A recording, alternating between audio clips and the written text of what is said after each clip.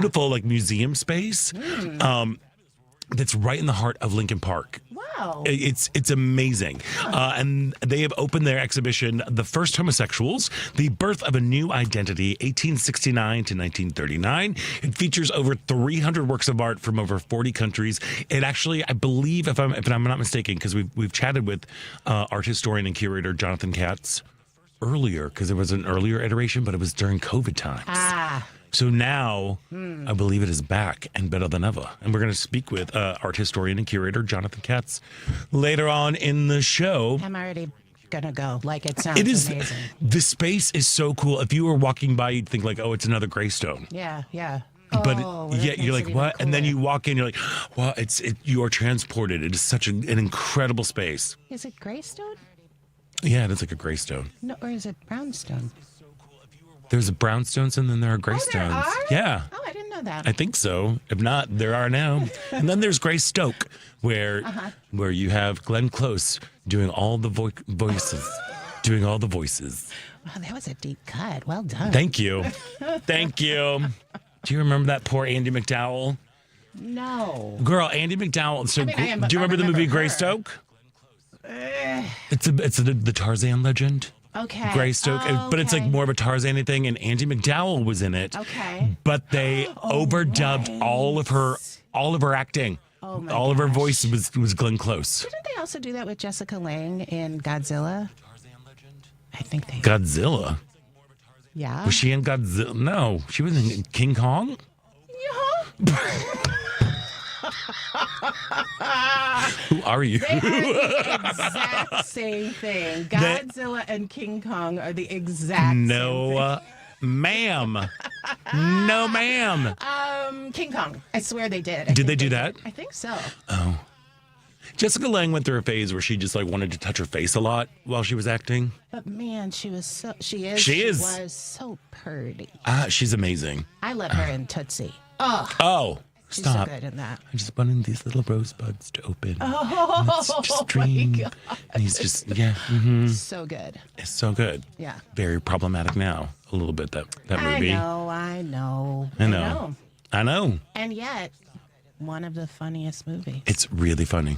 Yeah. I don't know. We're talking about stuff, so we would love to hear from you, too. Yes. Sorry. So give us a call at 773-763-9278. That number again is 773-763-9278. Of course, you can find us on Facebook, where we are coming at you live. So just head on over to Out Chicago Radio, and while you're there, give us a click and a like and a share and all that good stuff. But if that doesn't float your boat, you can always tune in on WCPT 820. And while you're at it, follow WCPT and our sister network, Heartland Signal, on all the socials. Yeah, there we are. Tony Richard. Yeah. I'm so happy you're here. Thank So we you. can talk about Jessica Lange and Godzilla. I know, right? Yeah, what's been going on with you? You've got, you've got some sort of big, like, diversity, equity, and inclusion kind of workshop that's coming right. up. Yeah. Yes, we have an inclusion and allyship virtual workshop on Wednesday at 6:30. It is free. If you go to the American Blues Theater website, you just need to RSVP and you can join us, and it's going to be good. So, okay, so what is in store for the workshop? Well, I've really had some real lived experiences lately of people dropping the ball on allyship. Oh, yeah. And so I'm going to talk about Oh, good. Yeah. And then yeah. we're going to unpack it. Okay. And then we're going to practice what the heck you should do in those moments. And we're going to, I have an aspect of it where I sort of recreate the feeling of when something is kind of awkward and charged, and the emotion that comes up, which prevents you from saying anything. So that we're going to work through that together on the Zoom. It's time, because I am so tired of being left out to dry in situations where I need an assist as a Black woman. And so we're going to really dig into it. So All I'm right. looking forward to it. 6:30 Wednesday. 6:30 Wednesday. Don't look scared. No. Although I'm I sitting do here just. sound mad. No, you should be mad. You I'm know. so done, Scott. Oh, I can only imagine. I mean, it starts to get to a point where I'm like, am I crazy? Like, you really, and that's the sadness about it, is like how many times a week as a Black woman I say to myself, am I crazy? Am I? You are why not. am I the only You are one not. who sees You know, it? it's so funny that you're speaking about this because a friend of mine, a colleague of mine at the snack factory, she has trusted me, fortunately, to be able to vent. Yeah. She's like, I can't. I'm done with white women problems right now. I'm done with white women problems right now. And I'm like, okay, I get it. And she's even gone so far as to she knows what behavior is going to come her way Oh, yeah. based on how she's wearing her hair. Oh, sure. Yeah, she's like, if it's blown out, it's one way. If she wears little Oh my puffs, gosh. Is she a writer or actress? she's She an should actor write and a about it. director. She's getting ready to go to grad school too. Yeah, to yeah. Carnegie Mellon. No, I call it black people math, and it is, and I'm bad at math, but I'm really good at Black people math? Mhm. The Yeah. calculations you have to do in your head to get through the day is a Yeah, lot. it's a lot, and I'm just like, I'm really sorry. I mean, thank that God it's- we're so fabulous. I mean, know, this is not a right? complaint about being a black person, but it is a complaint about trifling human beings. about trifling. I can't stand trifling. I cannot take it anymore. I know. Can't take it anymore. Yeah, I know. You know, I was just in Memphis for the Easter weekend, and then somebody in a car yelled out the effing figs Oh gosh. thing. Yeah. I'm sorry. Yeah. Oh, well, you know, I'm like, it always happens in a car. They Really? don't. Yeah. Nobody says it to your face. Yeah, that tracks. Nobody says it to your face. Wow. They just want to be in motion while they're doing it. I'm like, okay. I'm sorry. No. Well, I mean, that was one instance 2 weeks ago, as opposed to what happens to you on a daily basis. Oh, wow. Thank you for You know saying what I that. mean? That's really interesting. That is an important reflection, just in terms of like The constant barrage. it's every day Yeah. at least. Yeah. Yeah, once yeah, or yeah. twice or 3 or 200 times. Yeah. I apologize. Why don't, I mean, there's just this inability to talk to a black person that I find so stunning. It just messes people up. Really? Yeah. But like, what is the behavior that leaves all sense leaves people's heads? Yeah. things that they say? I'm trying to think of a quick example, but really what it is that they feel as if it's like an adult who thinks they're talking to a child. And I don't mean that they're being, I mean, a lot of the time they are being patronizing, but it's more about like this disconnect of I have to change how I communicate because you're different than me. You don't understand my words. It's either you don't understand or just your very presence makes me think that I can't just approach you like any other human being. It's a trip. Ugh. People are gross sometimes. But that's why we should all sign up for this Yes, this it's gonna be good. incredible workshop. gonna Go be to good. American Blues Theater, and are they theater ER They or are are ER. Yes, they are American Blues Theater.com. .com, and then just RSVP. There's a link there. Speaking of I think this is the last time we saw each other. I went to the workshop performance of Black Girl from a White Suburb, : there was no colon in that one. There was no colon. There was no Yeah. colon in No, that no, one. right. But I am so, like, not only did you pen a memoir, but you've also turned it into a one-person show. Yes. It's so good, Tanya Burchard. It is so good, and I'm confident that hopefully it'll be. That's what I'm figuring. Yes, I It'll- think in the future. I think in the it'll- future, hopefully, a wider audience can Yes. see it. Yes. Thank you so much for coming. I was thrilled. It was just wonderful. Thank you. And clearly, you and Lillian Brown are the dynamic duo Yes, to work. Lillian Brown, who directed me also in Schoolgirls at the Goodman. She was just the perfect fit. And the fact that she was available, she's so busy. She's so busy. She's this amazing director. And we got to work together on it for 1 week, a Yeah. workshop week. And it was incredible. It was incredible. I can only imagine. Again, Yeah. just being like with somebody who you've collaborated with before. Who She's love, such a dynamic trust. human being.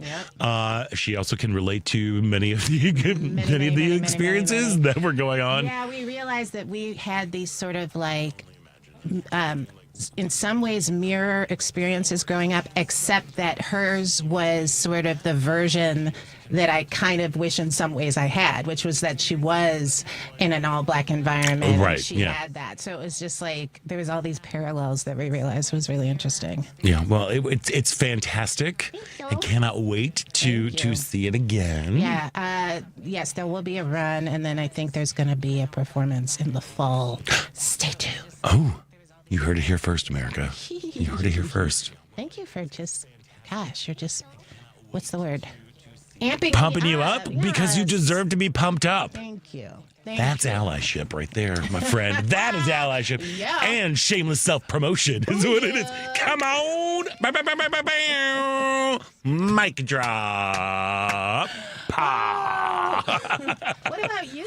Well, I want to thank everybody who came out yesterday to Maxim Benny's to celebrate the 20th anniversary of WCPT. It was a really, really big time. I mean, the freaking Mayor Brandon Johnson was there. Wow. There we are. Wow. I know. We got to speak with Lieutenant Governor. Oh gosh, Juliana Stratton, why did it just went away? I'm like, my brain just stopped. We got to speak with the Lieutenant Governor. She called in. It was great, and there were so many loyal listeners. Give a big old shout out to Natalie Ziemba, who has been a longtime listener of this show. Yeah. She is one of those people that I'm kind of like I want to model my life after because she, like many people, like Lenny Mana Hoppenworth, who is now an older person here in Chicago. She was inspired because of the first go round when we had 45 instead of 47 to become more active in local politics. And now she's on the city council up in Woodstock. And yeah, so, and she hauled her cookies down from Woodstock when we did a live show down in Boys Town, like it was, sorry, North Halstead. So, but it was like there were so many incredible people there. It was great also to see like there was a reunion of the original Out Chicago team. Dennis Sheeter, who used to run the board, and Carrie Dobbin, who was our production coordinator, who dealt with all the phones and everything. Wow. It was really great to see them. We were together, I think, for the first 2 years of the show. But yeah, so it was just great to see everybody there and also to be reunited with, Patty Vasquez and Jonas Esposito. And I finally got to meet Richard Chu. I had never met him. Wow. Just been a huge fan of him for years. So Did you got to also celebrate your 10-year, right? Like you did the 10 years of Out Chicago? you mean the 12? Oh, never mind. We're in 12 now. Yeah, sure. It was kind of yes. We did not linger too much on the show specifically, but it was just great, and shout out to everybody who was there because y'all worked your butts off to pull off a really, really great event. So Devin was there, and he was doing his thing. He's doing the Beyonce. There we go. Oh no, and he's come on. Actually, Mayor Johnson talked about Beyonce. Really? Yeah, because she's coming into town soon for 3 nights. And he's like, can you stay for 5? Because I think we might be able to balance the budget if you do. Just because she brings 5. What do you mean? Well, she's doing 5 3 days. nights here, and if she does 5 nights, I mean, it's when big artists like that come in, it's a lot of money that comes into the city with tourism and restaurants, hotels, and all the stuff, and it's a big boost. Do you have anything to say about the fact that it's like already another concert and already so much money, or is it just like it is? I mean, that's what she does, and what else is she supposed to do? Look, she's got a plan because it's like it's a trilogy. These albums that's happening. So she's got Renaissance, which was a celebration of queer Black house music, and that tradition, and then Cowboy Carter, which is exploring her time as a Southern woman, and a Black Southern woman at that. It is. I love that album. It's so great. Never listened to it. You haven't?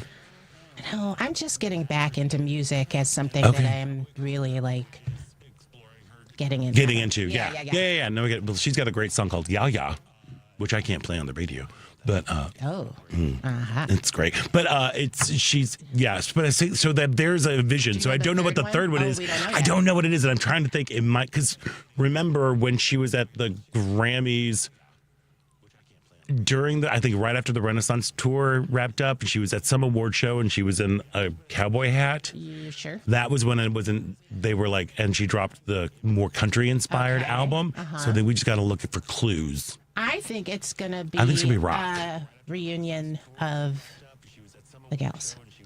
Maybe? Oh, I don't think that's going to happen. Okay, never mind. Look, I really don't think that's going to happen. I'll tell you why. I'm going to get off the air. Yeah, I don't think. A gossip with a gossip. There we go. Gossip. But I do think this is probably. I think it's going to be more rock. That probably makes sense because it's something that she hasn't done, and she is stretching herself as an artist. You know, it is super fun to hear a singer you don't expect to be able to do rock. And like, I'm not thrilled with Carrie Underwood right now, but we did see her once at Ravinia, and she sang some rock songs, and it was like, holy cow! Come on. Like, if you ever doubted whether she could sing, it was like, oh, she can sing. It was wild. She can sing. Yeah. So she'd be good at that. I like that idea. She'd be good at that. Way to go, Beyonce. You'd be very good at that. There we are. I need to take a break. All right. Because I just got to sit down talking about Godzilla. Jessica Lange touching her face.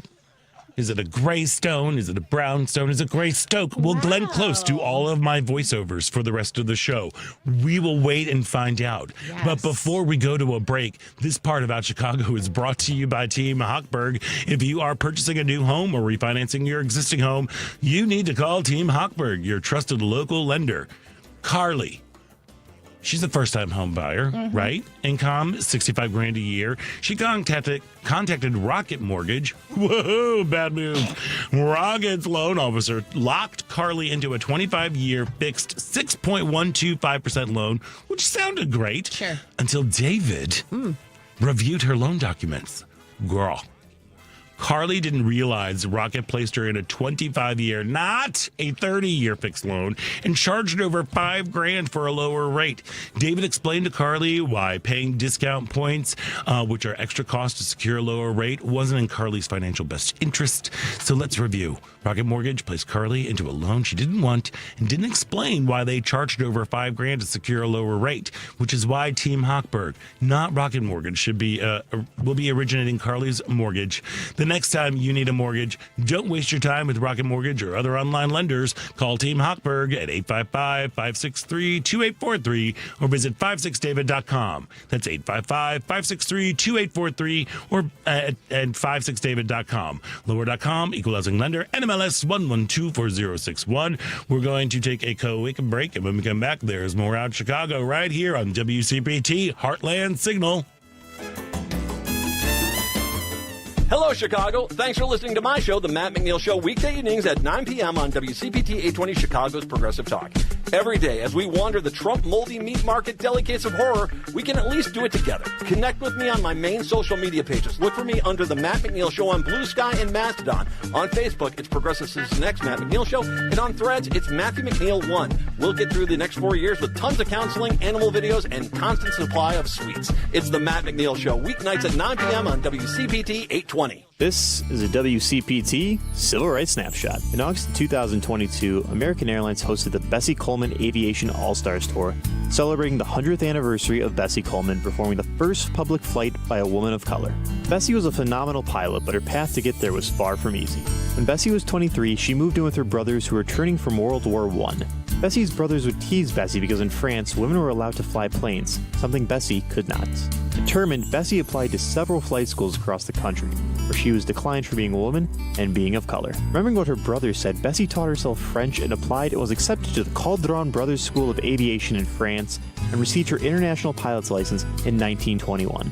Coleman traveled the country giving speeches and demonstrations, refusing to speak anywhere that was segregated. Sadly, in 1926, due to a loose wrench stuck in the engine, Bessie followed the plane to her death. Bessie's death was tragic, but it shows that even in 2022, her legacy still lives on. Please stay vigilant about our civil rights. The fight is never over. Cashback is not available on gas in New Jersey and Wisconsin. Susan, I'm sorry I'm late. Traffic is terrible. It sure is. But on top of that, gas prices have been skyrocketing. I can't believe how expensive gas has gotten recently. Prices at the pump are up, but I never pay full price for gas anymore. I just use the free Upside app that pays you cash back for every gallon of gas you buy. Wait a minute. Are you saying you actually get paid cash when you buy gas with the Upside app? Yes, I get real cash back every time I buy gas. And does that actually add up to anything? I've made around $200. Wow, that's serious extra cash. I'm downloading the free Upside app now. Download the free Upside app to earn real cash back every time you buy gas. Use promo code VEST for an extra 25 cents per gallon cash back on your first fill-up. You can cash out anytime right to your bank account, to PayPal, or an e-gift card for Amazon and other brands. Just download the free Upside app and use promo code VEST for a 25 cents per gallon bonus on your first tank. That's code VEST for 25 cents per gallon cash back on your first fill-up.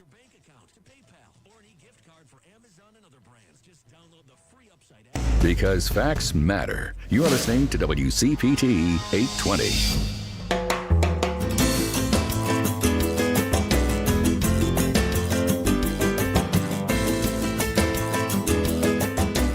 We're comedy duo Pink Pony. Welcome to Out Chicago on WCPT. And welcome back to Out Chicago. You're talking to me, and I have my little here, but No, I'm these not. things are really soundproof. Are they really? Yeah. I did not realize Yeah, that. they're good. See, look, I can't hear Devin at all. Welcome back to Out Chicago. Ellen has this week off, so she can go get her fix at the Jazz Fest. Jazz! Wait, that's not a cruise, is it? No. She Okay. does the blues cruise. That's That's usually, I right. think, in the fall, Okay. I think. But Yes. then she's gone to New Orleans, like the Jazz and Heritage Festival. It's just Jazz Fest. There's Jazz and Music Heritage, I think, is the whole thing. But she's been there like 28 years. She's gone 28 years. And she performs. Well, yes. Usually she does. I think all the people that she had to postpone her trip because her dog is not doing so good. Oh, I know. I'm sorry. But she also was like, yeah, the dog is doing fine. Yeah. And she's like, I can't miss it. I need it. I Yeah, need it. yeah, I need yeah. it. Because she's on the go. Right. Ellen Miller. Yeah. She moves around. I know. So I think usually she's there for 2 weeks. Yeah. But she's just down there for 5 days. This Okay, time. But she continued her 28-year run. That's Can you amazing. imagine going to something 28 years in a row? I was just going to make a really bad joke. Please. I was going to say, it's so bad. I was going to say, well, I've gone to the bathroom for 28 years in a row. So, hey, so again, we had a big celebration. Thank you. I told you it was There we bad. go. It wasn't even a joke. It was just kind of like a fact. That's why Hopefully it was you've gone funny. to the bathroom more than 28 years. Oh, because you are 30. That's right. 30. I like the sound effect there. That's me just tapping my chin. There we are. This works. Oh, goodness. Oh, what's his name? Sean. Oh, he's an actor in town. Oh, gosh. Oh, I know. I think you know who you're talking about. Musical theater. Musical theater guy. I did We Three Licenses with him at the first go round in amazing. in Steppenwolf. But he was doing. He's an does that. older gentleman, an older lady queen. He was at a stoplight and just hitting the whacking his goozle, underneath there. And then this lady pulled up next to him, spied him doing that, and she rolled down her window and was like, "It works! Keep doing it!" I can't remember Sean's last name. Anyway, he's I know. delightful. Oh, Sean Blake? Yes, Sean- yes. And there's a middle name in there, too. Yeah, like Sean Allen Blake or There we something, go. maybe, or there we are. Hey, so again, I just wanted to thank everybody for coming out yesterday, and hopefully you could probably tune in. I think we've saved the broadcast somewhere because we've got podcasts now of shows, but it was the big 20th anniversary, and as WCPT celebrates 20 years on the air, we want to hear your WCPT story. So if you call 773-467-8202 today, you can leave a voicemail there about your story, about what the station means to you, about what you get from it, if there were any fond memories that you've had of hosts and shows gone by. We'll be playing some of the messages on the air. So that number again is 773-467-8202. A recording of the delightful Patty Vasquez will greet you with suggestions for recording your story. Kind of cool, Very right? cool. Very cool. Very cool. I have a favorite memory What is it? right now.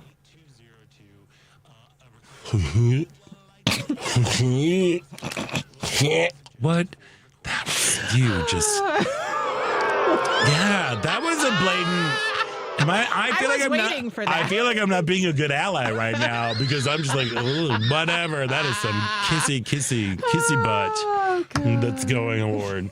That's going on right now. I had a beautiful way to segue into this, but you saw ruined it. No, you didn't. It's just I meant to do it earlier and I didn't do it. So. Okay. There we are. Hey, so you know that the Tony Award nominations came out? did. They came out They and everything. did. Audra, come on, of course.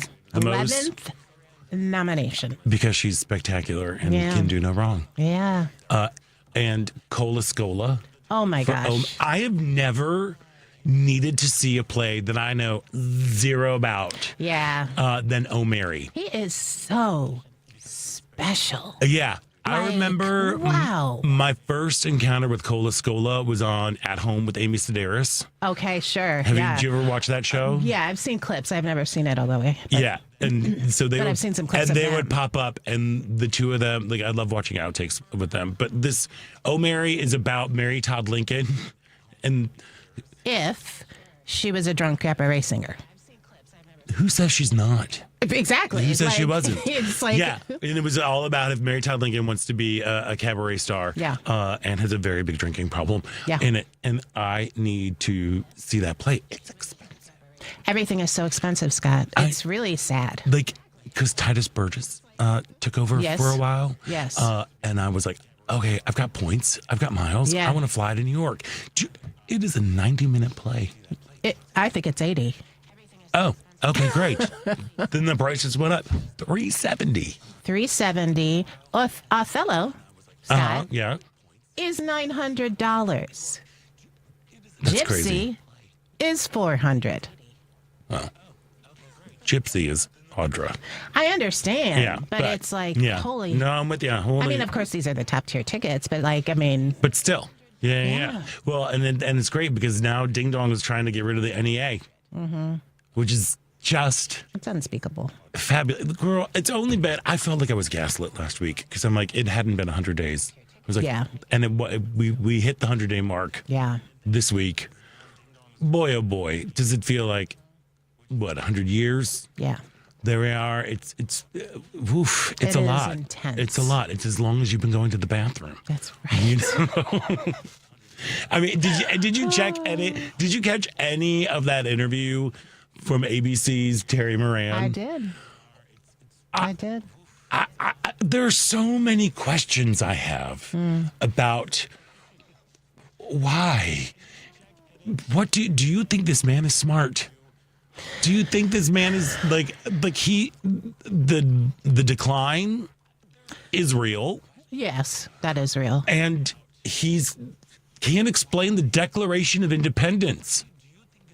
It's a beautiful document. It's very special to people. It's about love. It's about love. People, It's about love. I did not see that. Yep, that is. They're like, why do you have the Declaration of Independence? Well, because it's a very special document. People like it, and it's about unity and love. Wow. The Declaration of Independence. Yeah. Terry Moran did a good job just pushing back, but Oh yeah, well, in trying to move on, especially with that MS-13 that was tattoo terrible. thing. That's like, well, that was photoshopped. He's like, Yes. no, you could clearly see it. That He's like, was well, wild. It was so banana. He kept wanting to like move on, and Yeah. Ding Dong wouldn't let him. He's Nope. like, no, they're there. And he's like, well, you know, when you look at them in the prison in El Salvador, they're not there. And then how he just, the way he like demeans somebody as a means to overpower. So like he, immediately then it's like, you're a hack. You're lucky to even get this interview. Yeah, I don't even know you. I mean, it's just, it's wild. Yeah, and here's one thing that we kind of actually touched on yesterday. There's a lack of civility that's happening right now. The model of strength, I guess, is to whatever own the libs, or it's all about owning somebody, and it's about being like about degrading folks and taking people down and being derisive, and that is what people are holding up as a model. And even, you know, folks on the left are kind of doing it too. Oh yeah. I mean, And right now I guess it's just fighting fire with fire, you know, but there is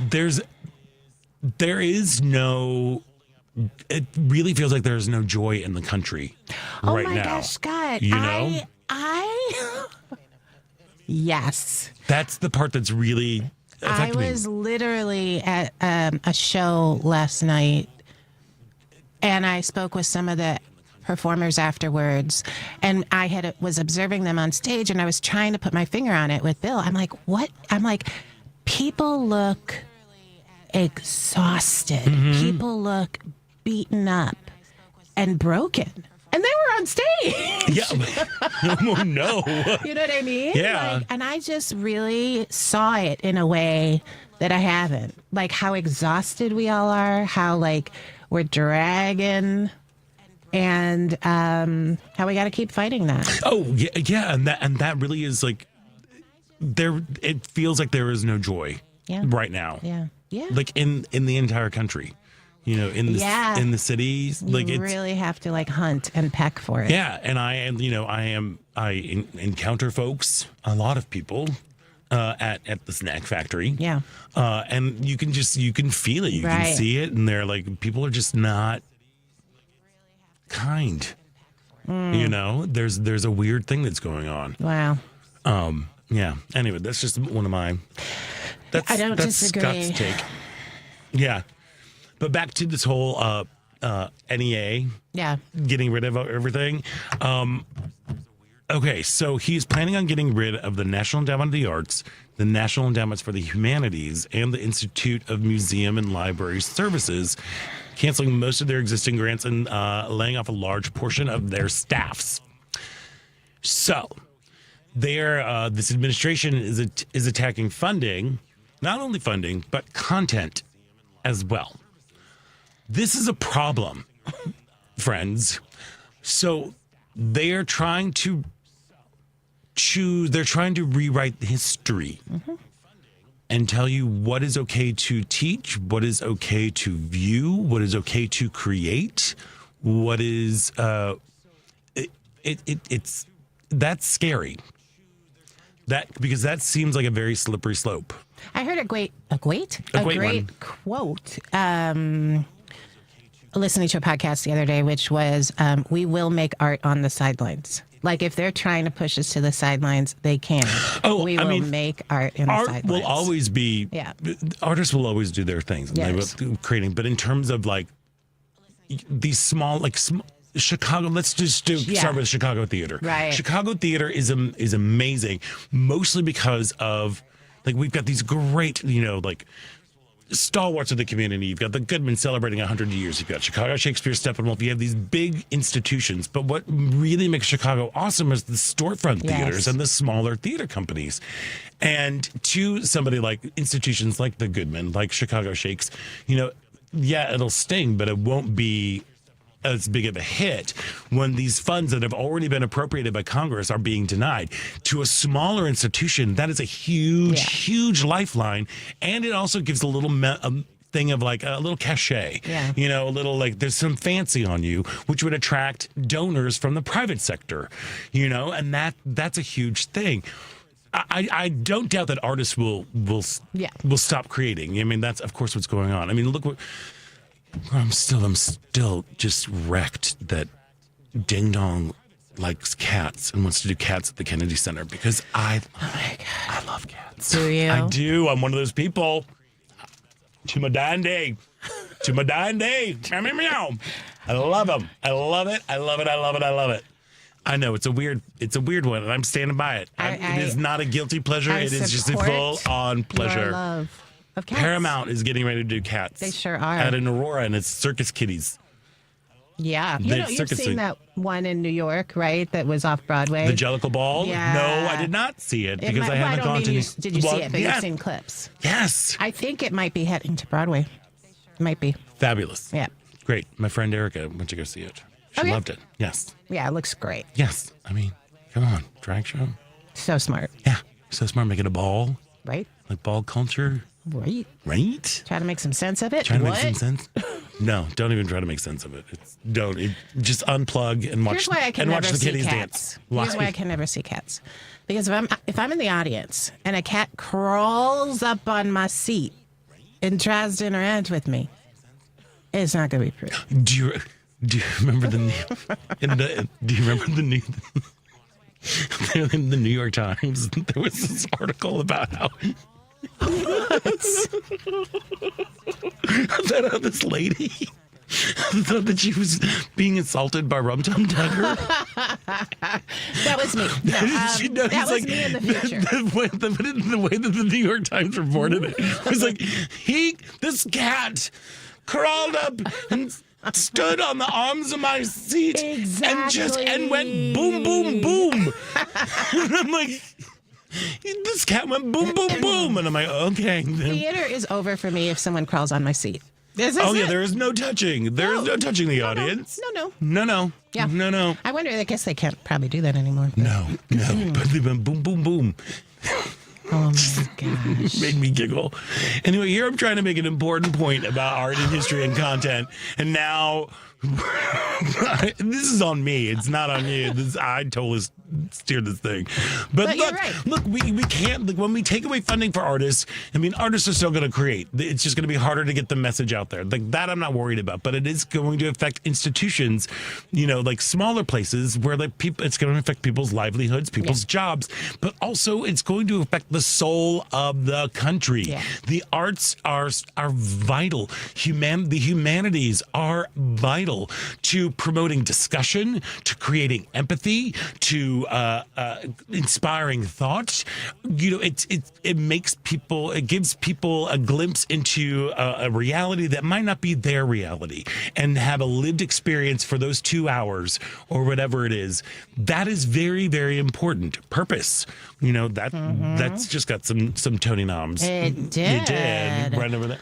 And that to me is what's really, really important and very scary when it comes down to, again, like what's going on with all the universities about how, like, you cannot teach this.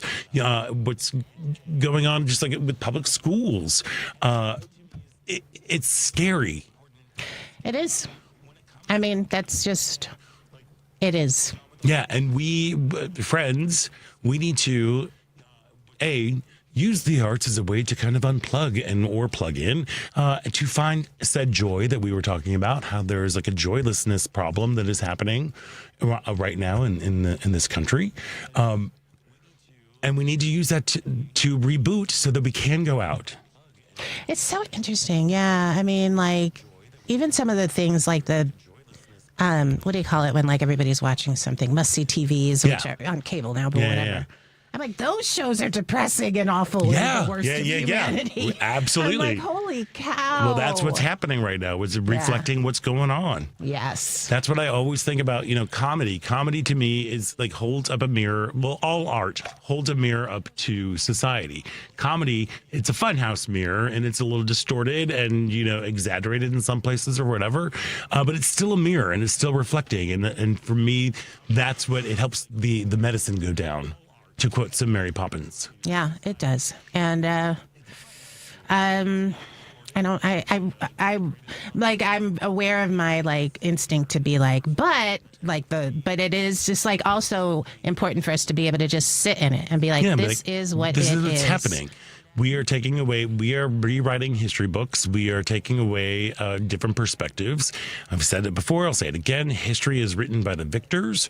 The victor right now is looking to take out chunks of stuff. Like how we talk about the Civil War, how we talk about enslaved peoples, how we talk about the genocide of native indigenous peoples. Like they are part of the agenda is to make a patriotic education process. And that is freaky and scary. Along with all these charter schools who have religious backgrounds trying to get public money from that. Like that's not right. No. It is not right. What's also not right is the commercial break that I flew by about like 18 hours ago. So we should probably take a quick break. When we come back, there's more Out Chicago with Tanya Richard. So lucky that she's here. We'll see you after the break right here on WCPT, Heartland Signal. the Hal Sparks radio program. We wouldn't even have Tesla if it wasn't for Barack Obama. Obama insisted that there be funding for electric car companies in the rescue package in 2009. And Tesla was the single biggest beneficiary of it because they were further ahead, because Elon Musk had bought Tesla as a company outright and was pretending to run it, as he does right now. Hal Sparks, Saturdays from 11 to 1 on WCPT 820, Chicago's Progressive Talk. If you're purchasing a new home or refinancing your existing home, you need to call Team Hochberg, your trusted local lender. Suzanne called after hearing me explain discount points on my radio show because her son was purchasing a home in Colorado. I answered Suzanne's questions and encouraged her son to call me for a free consultation. Suzanne was so impressed with the service I provided, she wrote this 5-star Google review. Quote, I sent David an email today with a question about discount points that I heard him talk about on his radio show. And he called me back this evening with a complete explanation. I'm so impressed with his responsiveness and knowledge. Thank you, Suzanne, for the amazing review. I strongly encourage everyone to check out Team Hochberg's close to 600 5-star Google reviews. Team Hochberg helped Suzanne and thousands of radio listeners, but we can't help if you don't call 855-563-2843 or visit 56david.com. That's 855-563-2843 or visit 56david.com. Lower.com, equal housing lender, MLS 112-461. Hey Google, play WCPT. Streaming Chicago's Progressive Talk from TuneIn. I'm David Dodd with the Chicago Black Gay Men's Caucus. Welcome back to Out Chicago on WCPT 820. Welcome back to Out Chicago. Scott Duff and Tanya Richard here, just moving along, talking about everything. Everything. And hey, tomorrow on Chew's Views, Richard Chew is going to be talking with State Representative Harry Benton, Democrat representing the 97th District of Illinois, and Democratic strategist Mike Nellis, founder and CEO of Authentic, a Chicago-based political fundraising and consulting firm. Tuesday on the show, Richard's welcoming Dave Barry, the Pulitzer Prize-winning columnist. Wait, what? I know. We're big fans. 20 years. 20 years. Choose Views, weekdays from 6 to 8 a.m. Central on WCPT 820 a.m., the Heartland Signal website, TuneIn, YouTube, and Facebook. And just a reminder, too, you are facilitating a workshop on inclusion and allyship. That is correct. Through American Blues Theater. RSVP on their website. Free. I love that. We love free. We love free. Yeah. I love free. Okay, so I had a strange event that happened to me this week, and I was like, oh my God, Tanya's the best person in the world to get advice about this, because you're really good at like navigating tricky situations. Sure. So I'm friends with some of like the people that I went to high school with. I'm friends with some of their parents. Well. You know, yeah. Which is kind of great. There's this one parent in particular. Like, I had a very interesting high school kind of vibe, you know. Yes, it wasn't a bad experience, but it was also like I was tormented a little bit. Okay. You know, there was bullied. I knew which hallways not to walk down at certain times and everything. Yeah, I mean, it was hard being a gay kid in the 80s. It's still hard being a gay kid in the suburbs sometimes. But I had, you know, there were the grown-ups, there were the helpers, you know, there were like the lovely people. And this one woman who, she would volunteer in I think it was the history department, I think it was English, because I was also like a student teacher. I took a special class to learn about teaching.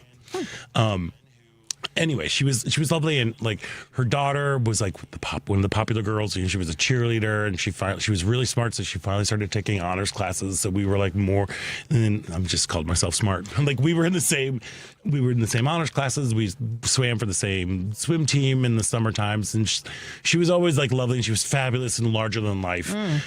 Just kind of like, you know, a very exuberant woman. Okay. And we're still friends on Facebook. Sadly, her daughter has passed. Okay. And occasionally she goes in fits and starts by sending me little memes or GIFs or whatever, like on social media. And most of the time I'm just like, oh, great. Like, it's May, celebrate that. And like, have a great day. Like, it's just very sweet little things. Most of the time I'm just going to go, all right. I just see that she sent something. I'm like, I'm not going to check it. This week she sent me something. I saw like dang, and I'm like, oh, and I just opened up like, oh, it's from Kay. It's from Kay. And then immediately after, there was a follow-up one that was a note in all caps that said, oh my God, I didn't mean to send that to you. This is so not funny. I am so sorry. It is not funny. And I'm like, okay, now I have to go and look at this. And it was these two comics who were just trying to like really push the envelope about what's acceptable. And there was a joke. I don't know if I should say that. Well, you got it. I got to do it. Yeah. I got to say it on the air. Okay, so there was this little video of these two comics, this white lady comic who... yeah, okay, go ahead. They're trying to like make the other one break about like how awful it is. I think that's what the spirit of the whole thing is. But the joke is, what do you call a gay man in a wheelchair a fruit roll-up? Now, everybody's cringing in here. It's kind of right. But I was kind of like, all right, that's kind of funny. You know. But so I looked at that, and then she kept saying, like, I'm so sorry. I didn't mean this, blah, blah, blah. Like, and I just wrote back. I'm like, no worries. Okay. And then she tried to explain some more. Sure, and she, doing that whole, like, some of my best friends are gay. Oh, no. And, like, all that stuff. I'm like, she's got to be in her late 70s, early 80s by now. And I haven't seen her. So my thing is, this is somebody who was in my world 30 years ago. Right. I don't see her. Yeah. She's a boomer. Boomer humor is always cringeworthy. How do I, I'm trying to figure out what the best steps are, because clearly she thought it was funny. She didn't mean to send it to me. She was sending it to somebody else. So it's one of those things where I'm like, I feel weird about schooling her, especially over social media, like in a message, like, here's the reasons why this is not great, or do I just kind of like, what would you have done? Like, that's the thing. That's where I'm kind of grappling. Like, I understand that there are teachable moments, but when we have teachable moments, like, is it more important to do teachable moments for people who are directly in your world, or for people who are a little definitely on the periphery? Like, I haven't seen her. I don't even know where she lives. Like, I think it, first of all, it depends on what you want out of the relationship. Right. Yeah. So if you're invested in the relationship, if you want this person to truly know who you are, and that ultimately that isn't an appropriate thing, then it's worth having a conversation. The other thing about it is, it not replying. And so, and what I mean by that is enabling and letting her sit in the discomfort of what she did. So the next time, rather than saying no worries, I would consider not responding directly to that, right? Because it does feel like a little bit more like a little bit of emotional manipulation in terms of, like, I feel more bad that I feel more upset that I made you upset. You're right. Than the fact that I was actually upset. Well, yeah. Well, I'm upset that you know that I'm harmful.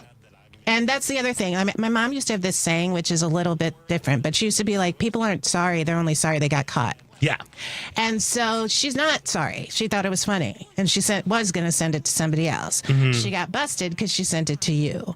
And so now it is not your job, even if you see some of the humor in it, to make her feel any better about it. So she could continue to explain things till the cow comes home, and you never need to respond. And if you never email her, then it becomes a thing of, like, she keeps trying to, like, get you to give her a pass, and you don't. And she sits in that, and then she decides what she's going to do. Is she going to apologize in a way that acknowledges the hurt, as opposed to acknowledging her feelings about the hurt? Exactly. Right, and that's the intention impact thing. Yeah. So her intention wasn't to hurt, even by sending it to somebody else. But the impact is that she did hurt. she caused harm. And unless she's able to sit in that, acknowledge that, and speak to that, it's really not worth your time to engage. And I would encourage you to not let her off the hook, because that's one of the biggest things as marginalized folks is how conditioned we are to make everybody feel better. Yeah. Because I'm also in my head like, well, she's a boomer. She's older. She's Whatever. like, I don't know what's happening. Boomers can feel uncomfortable. That's true. Oh, yeah. They usually do. Yeah. That's why they say those awful jokes. And Bill always says, why should the person who's been harmed be the only one who's uncomfortable? There we go. And this is why we should all sign up for the symposium that's happening. Yeah, it's going to be a lot of stuff like that. AmericanBluesTheater.com for Tani Richard. Just kind of like inclusion and allyship. I know you'd have the answers. In my opinion. In your opinion. There we are. Well, we should probably take a break, throw in some news. When we come back, it is the second hour about Chicago right here on WCPT Heartland Signal. Amy Goodman reports on the news stories rarely covered by the corporate media. Democracy Now! The UN's Humanitarian Affairs Office warned Palestinian children are at high risk of injury or death from unexploded ordnance left after more than 13 months of Israeli attacks. 8-year-old Mohammed Karmash, this is his mother. No one was there to tell him that these are explosives that the Israelis throw. Democracy Now! Weekday evenings at 10 on WCPT 820, Chicago's Progressive Talk. The station that puts facts first. This is WCPT 820, Chicago's Progressive Talk Radio, where facts matter. NBC News Radio, I'm Lisa Carton. President Trump appears to be okay with a possible short-term recession due to tariffs if it means creating the strongest U.S. economy ever. He was asked that question on NBC's Meet the Press. Look, everything's okay. What we are, I said, this is a transition period. I think we're going to do fantastically. Trump insists any short-term pain will far outweigh his long-term goals. He says the tariffs will bring manufacturing back to the U.S., and that means more jobs and a stronger U.S. Federal officials are working on a new migrant database called Immigration OS. The system will track and target millions living illegally in the U.S. A $30 million contract with Planeteer Technologies will help immigration and customs enforcement agents build the system to prioritize those for deportation. The contract with the Denver-based company calls for a prototype rollout this fall. Mike Waltz will face a tough confirmation hearing to become U.S. ambassador to the UN. That's what Virginia Democratic Senator Mark Warner told CNN's State of the Union. I think it will be a brutal confirmation hearing. Waltz faced scrutiny for mistakenly adding a reporter to a Signal group chat that discussed plans for a military strike in his former role as National Security Advisor. The severe weather storm front that's been crossing the U.S. is still possible today in some parts of the East Coast. Severe thunderstorms are possible today from Maryland to the Georgia coast. Residents east of the Appalachians should expect damaging winds, heavy rains, and possible flood conditions. Wind gusts of 60 miles per hour are possible, knocking down trees and power lines. Target is adopting a new self-checkout policy given the recent surge in shoplifting. The retailer announced it's now limiting self-checkout to shoppers with 10 or less items. You're listening to the latest on NBC News Radio. This is Chicago's Progressive Talk, 820 AM, WCPT Willow Springs, and online at WCPT820.com, where facts matter. You've been working hard all day and didn't have time to catch up on the news during work. And that phone just wouldn't stop. We've got you covered. Joan Esposito, live, local, and progressive. We will fight as many places and as many times as it takes to get this power back. Joan Esposito, afternoons from 2 to 5 p.m., WCPT 820.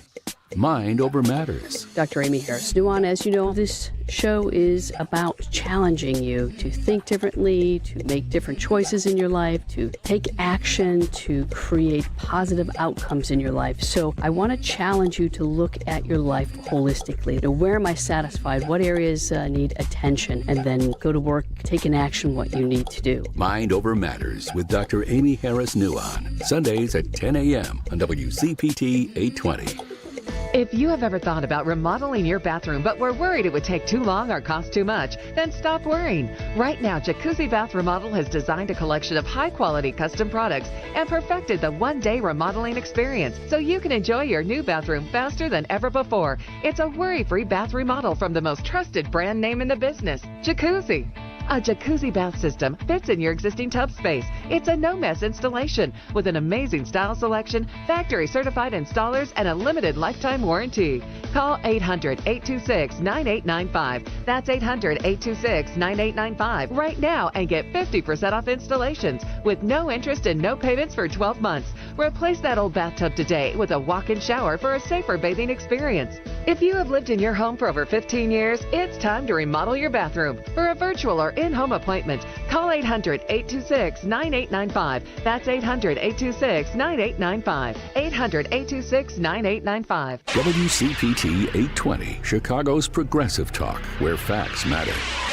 I'd like to welcome you to WCPT AM's Out Chicago. Think of us as Sunday brunch with your gay best friends. Now please welcome your host, Scott Duff. And welcome back to the second hour of Out Chicago. Scott Duff here, along with extra special guest co-host Tanya Richard. She is an actor. She is an activist. She is a specialty work with diversity, equity, and inclusion. She is a memoir that's coming out, Black Girl from a White Suburb. She's got a show of the same name. She's amazing. Oh, wow. I'm busy. You're busy. You are busy. Actually, and so is our guest. We got a couple guests coming up later on. We're going to be speaking with Jonathan Katz. He's an art historian and curator.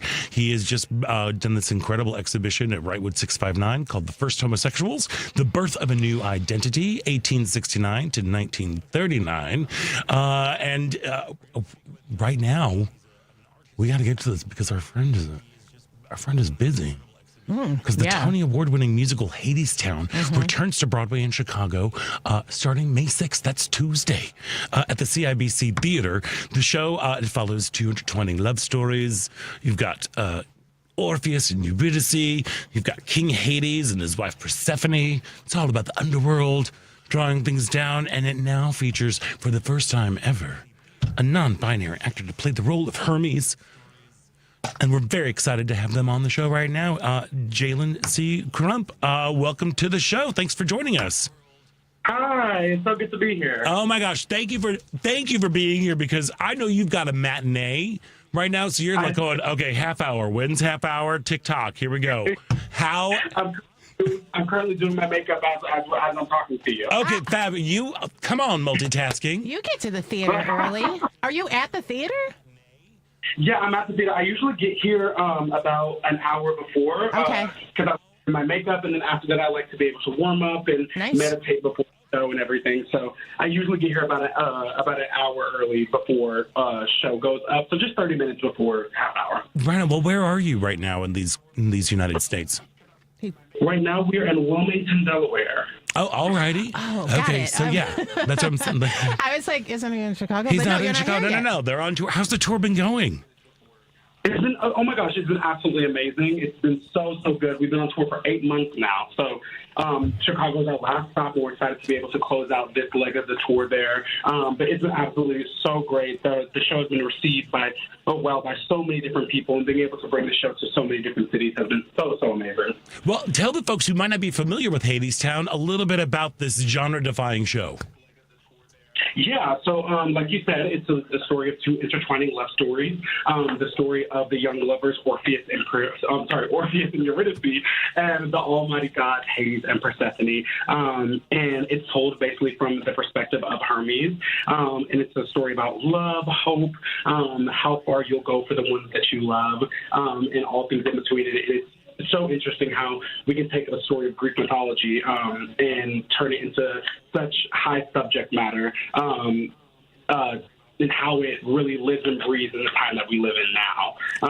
Just like the lyrics and everything just like translate so well, especially to the state of the world that we're in right now. It's a beautiful show. Right. Yeah. Well, I mean, that's the thing about, art. There's a reason why those myths have endured for centuries.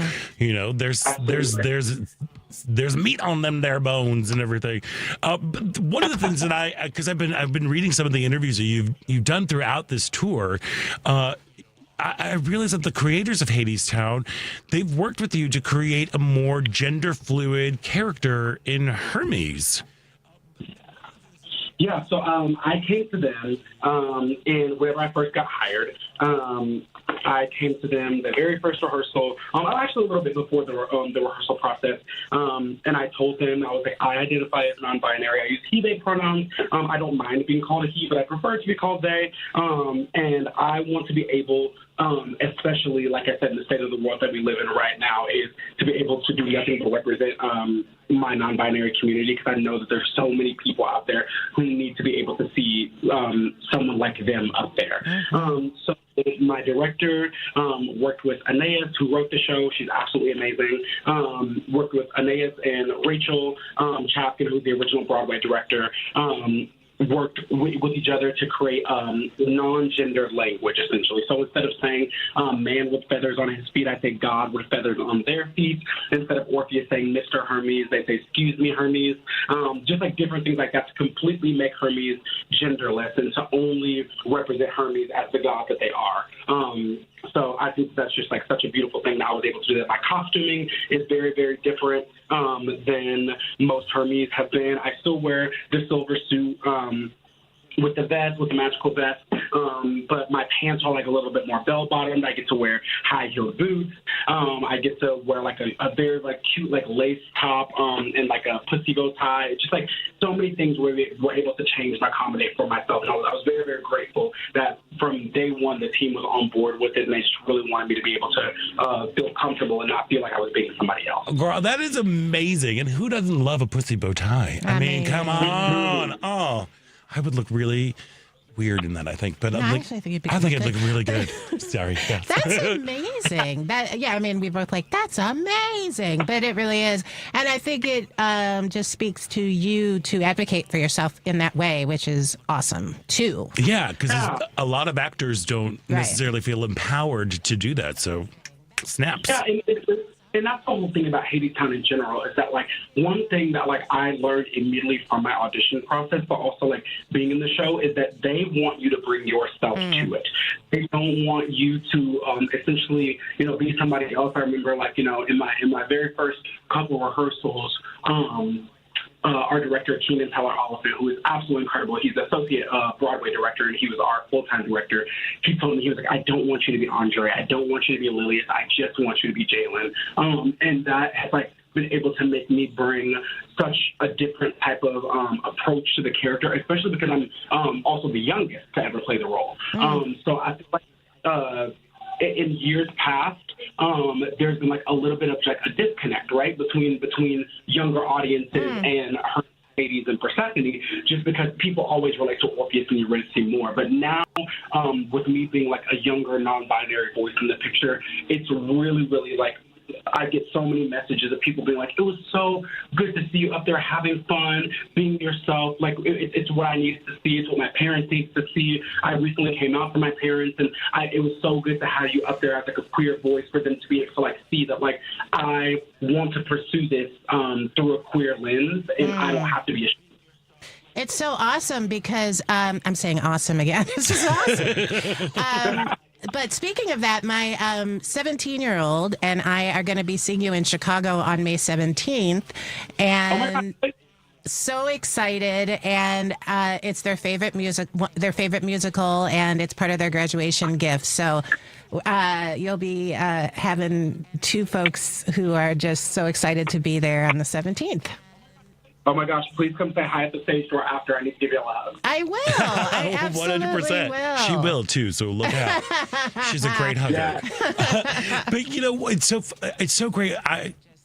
So many times when people are within a community, whether it be like the LGBTQ community or just being a woman or in the Black community, when people are like, it's so important for people to see to see, me in this role so that other queer people can know that they can do this. But I beg to differ that I think it's even more important for the non-queer folks to see it, to see like, look, this is a person's existence. This is like whenever they say like, she's such a good role model for little girls. I'm like, no, she's even better role model for little boys, so good. to know that this can happen. And I always like, I always look at the people who aren't in the community, who of course are like starved to see to see themselves on stage or whatever. But I think it's a bigger impact for folks who aren't a part of it. I'm laughing. I totally agree. No, go ahead. Sorry. I totally agree. I think that for me, especially because the show is so emotional, and I don't know how familiar you are with with Hadestown, but the very last song is very, very emotional, and I kind of like I take a step out of Hermes and I give you a piece of Jalen at the very, very end of the show. To hell reprise, and like I said, I get to give the audience a piece of me, whether they want to accept it, whether they like it, whether it's something that they don't agree with. I'm telling you, standing here like a queer, dark-skinned Black person, that like this is who I am. This is why I choose to walk through life in the way that I walk through it. And it's one of those things that is very liberating because I get to give you a piece of myself, whether you want it. It's up to you to take it. It's up to you, especially people who are outside of the community, to be able to take it and be able to view things differently. I like I said, I've gotten so many messages. There was somebody who messaged me and made me so emotional that they told me that they had been wanting to come out to their parents for a while, and they were so scared and they didn't know what they wanted to do. And after that, they said after they saw the show, they went home and they came out to their parents. And wow. It was such a beautiful thing, and they said their parents were so accepting. They said their parents just like loved them so much, and they said that it was just like such a beautiful thing, and they said that I motivated them to do that, and for their parents to be able to see somebody like myself on stage. I never thought that my life would be like this. I'm originally born in Dallas, Texas, and I was just a little gay Black kid in I don't want to say middle of nowhere because Dallas is a big city, but I was kind of in the suburbs of Dallas. But I pinch myself every day because I never thought that, the kid who got bullied in high school and the kid, who was so different and like looked differently than everybody else. There was only like 10 Black kids in my high school. I looked different. I sounded different than everybody else. I never thought that, this young in my career, I'd be the one inspiring people. So I'm very, very grateful for that experience, for this experience. And I'm hoping that, so many people take away just nothing but good things from it. Have you been in Chicago before? So I've only passed through Chicago. I've never actually been in Chicago. Yeah. But I'm excited to see what the Haps are about and see what I've heard nothing but good things. Also, I want to go take a picture. I'm a huge fan of Shameless. And I want to go You're going to do a Shameless tour? Do they have a Shameless walking tour? Yes, I need to go see some of the sites. I'm looking up different things I want to go see. I've watched Shameless all the way through, maybe 5 or 6 times. It's one of my favorite shows. Yeah, I love that show. I want to go see the L, and I want to go see, what I mean? Oh my gosh, that's so funny. I love that. Usually these days it's about the bear and wanting to go eat where all the things are. And the weather looks like it's going to be turning just a little bit, so there will be sunshine when you get here. It's been very gray here, Jalen. It's been very gray and sad. Hey, Jalen's going to bring the sun. Jalen's going to bring the sun and everything. I hope so. I'm going to... You were just so inspiring just in the short time that we've been speaking together. Your journey with your gender identity. Gender is always something that people still have a hard time wrapping their brains around at times. And, there's a certain amount of grace. But how was your journey? How is that gone hand in hand with your career? Because, you said I'm young doing this. Yeah, I think that I've always kind of had an inkling that I never really identified as fully male, right? Mm-hmm. I don't feel so tied to just masculine gender norms or different types of things, but I do appreciate the gift that I've been giving in the body that I'm in, right? Mm-hmm. Which is why I use he, they pronouns, and not saying that and I want to make it clear that every non-binary person is not the same, right? So a lot of people just identify differently. I'm very grateful for the body that I've been put in, and I'm very grateful for the body that I was born with. And I do believe that body presents masculine. So I kind of like to honor that as well. But with me, I've never ever felt like I was like just fully male. And I never really felt like I was fully female. I just like to be Jalen. And I don't like, that, I have to essentially, call myself one thing or say something or always have to go in for certain types of roles and different things. And it's opened doors for me to be able to, like I said, be able to create different language for things like this. But, there are some times that it's still constantly opening doors for me because I'm like, one of my dream roles is to play the witch in Into the Woods, right? I'm just like, I want to be able to do something like that, do it a complete. I saw something on TikTok the other day. There was a person who was non-binary that was playing Becky in Waitress, and I was like, yes, nice. I was like, it was just so inspiring. I really think that. With me, I think that growing up, and especially with, everything that happened in 2020 and with people, really coming into themselves, just as a nation, honestly, I think that I never really knew, I know I wasn't trans, but I knew that I wasn't male. You know what I mean? I was not fully male. So, whenever I was finding out about different gender identities and doing my research and I, come to realize that, what being non-binary was. And I was like, that's me. And it sometimes it does have its faults because I will say that there are some times where I just look male, you know what I mean? And I just look by the clothes that I wear or by the things that I say or even by how I sound, I just look male. But I feel like it's one of those things where it's for me. It's not for anybody else. It's just for me to be able to. Someone is warming up behind we you. recognize that sound. Recognize that sound, which means we should probably let you go and kick some serious butt at your matinee. Folks out there, don't miss the hell-raising journey through the underworld and that is back through the underworld and back. That is Hadestown, playing at the Broadway in Chicago's CIBC Theater, May 6th through May 18th. For tickets, go to BroadwayInChicago.com. Jalen C. Crump, what an absolute pleasure and delight. Break all the legs today. We cannot wait to see you in Chicago. I'm going to take Tanya's daughter's ticket and go. Pleasure. I hope to see you all so very, very soon. Thank you. Have a great show. Break legs today. We've got to take a quick break. When we come back, we are talking about the new exhibition at Wrightwood 659, The First Homosexuals, The Birth of a New Identity, 1869 to 1939. So stick around. You're listening to Out Chicago right here on WCPT Heartland Signal. The Sports Cubicle. We have a two-time national champion, head coach of the North Central Football Cardinals. It's Brad Spencer joining the Sports Cubicle today. How much do you have to live in the world of the transfer portal? If you look at what's going on, so much of college football at the higher levels particularly has become transactional. And we want to stay transformational. It's always been about being an all-American father, husband, and teammate. The Sports Cubicle, Sunday nights, 9 p.m. on WCPT. This is a WCPT Civil Rights Snapshot. Most people believe that the most historic thing the Pittsburgh Pirates did in 1971 was win the World Series. However, history was made by the Pirates back in September by starting an all-black lineup, the first in Major League Baseball history, 24 years after Jackie Robinson broke the color barrier. Despite being a historic event, it largely went unnoticed as the newspapers were on strike and the radio broadcast drew little attention to the event, not even mentioning it until the second inning, and the teams themselves not even knowing they had made history. The Pirates won that game 10-7. Rennie Stennett, Gene Clines, Roberto Clemente, Willie Stargell, Manny Sanguillen, Dave Cash, Al Oliver, Jackie Hernandez, and Doc Ellis pitching. All these men made history that day and helped lead the Pirates to win the 1971 World Series. And outfielder Roberto Clemente became the first Latin American player to win the World Series MVP award. Please stay vigilant about our civil rights. The fight is never over. The Sports Cubicle.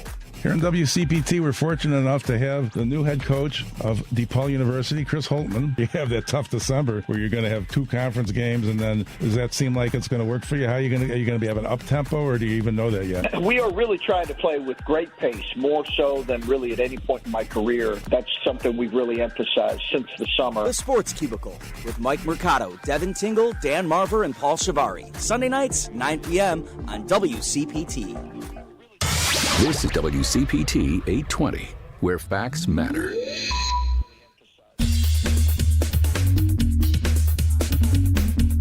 I'm Honey West. Welcome to Out Chicago on WCPT.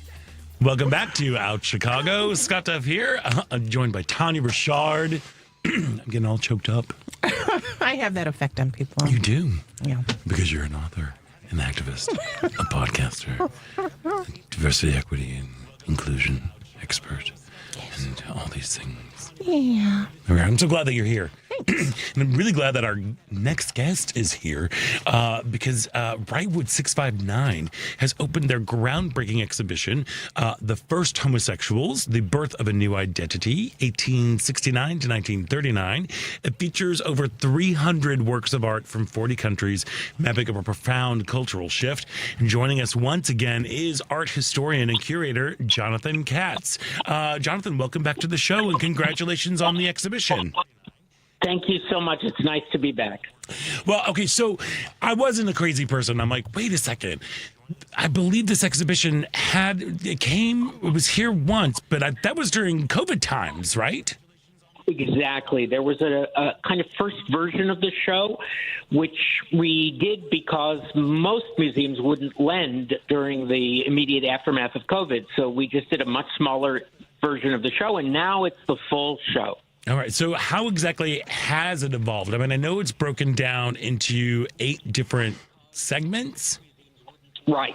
And over 350 works of art from literally all over the world. It's one of the biggest, most comprehensive queer exhibitions ever mounted anywhere in the world. Wow. I'm telling you, Tanya, you've got to go to Brightwood 659. It's amazing. Going to go.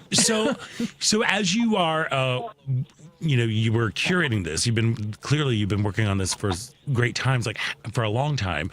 How did you go about choosing this narrative and this specific time period from 1869 to 1939?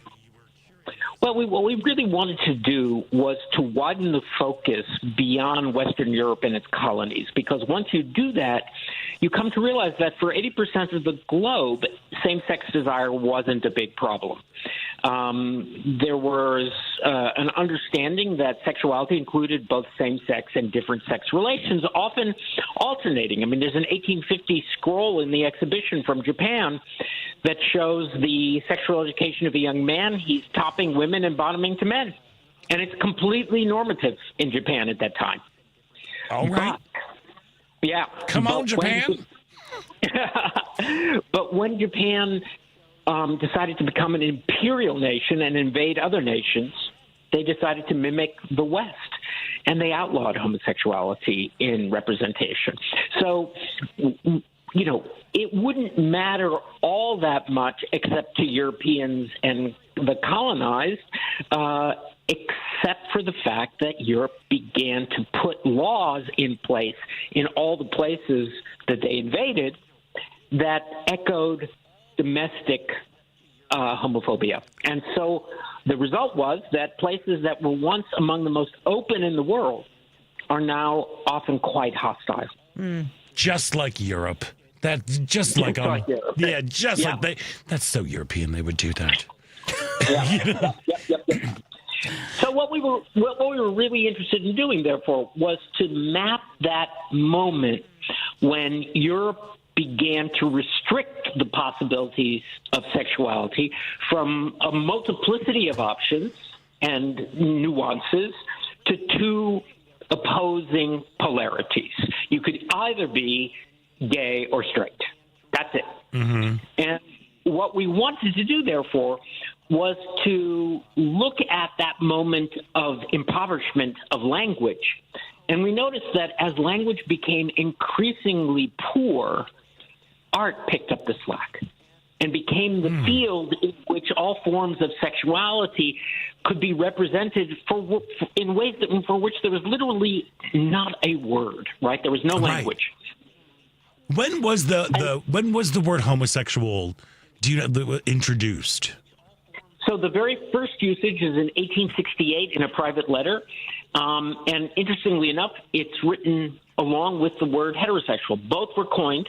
And they were coined by the same Hungarian journalist who was sparring with one of the earliest gay rights campaigners, a guy named Ulrichs, because Kerbeni, the Hungarian in question, said, excuse me, but when did a minority model actually ever yield civil rights? So instead of being a minority, why don't we just say that everybody is capable of both homosexuality and heterosexuality? And then we did something really awful. We took the terms he used, which he thought were universalizing, and we instead located them in very specific populations. This is fascinating. I know, right? Wow. See, you learn things when you go to Wrightwood 659. Right? Also, what's it like to be so smart? I love when people can cite the specific dates and the specific that's one thing I wish I could do more of, because you have having the information but also being able to just communicate it and Also, this has been he's been working on this for a bit, for a hot second. You know what I mean? But he's still a smarty pants, I can tell. So, can you describe to our audience the kind of journey that the exhibition takes you on? Because, like I said, there are 8 different segments that are going through there. Can you just kind of break it down so folks know what to expect when they run to the First Homosexuals? Well, the first part is called Before the Binary, and it's that part of world art before the term, because we didn't want people to think that, all of a sudden homosexuality was invented in 1868, right?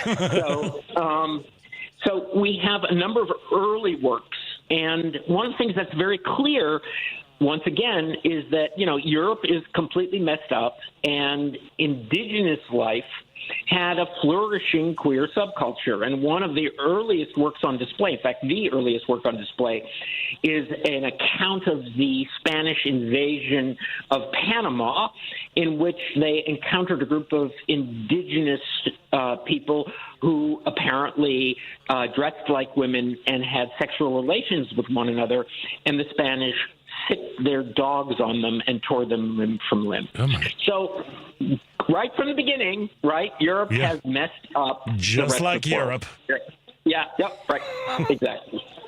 But then we go to portraits, a number of very famous writers.